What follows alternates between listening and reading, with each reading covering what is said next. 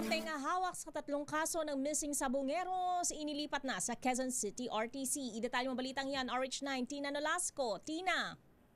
Listea kinumpirma ni Justice Spokesperson Atty. Polo Martinez na inilipat na nga sa Quezon City Regional Trial Court o RTC ang tatlong malalaking kaso ng kidnapping with homicide at kidnapping and serious illegal detention na kinasasangkutan ng negosyanteng si Charlie Atong Ang at iba pang individual na nasasangkot sa issue ng mga nawawalang sabongero. Ito'y matapos sa aprobahan ng Supreme Court en banc ang motion na inihain ng panel of prosecutors bilang konsiderasyon sa seguridad at pagiging sensitibo ng kaso.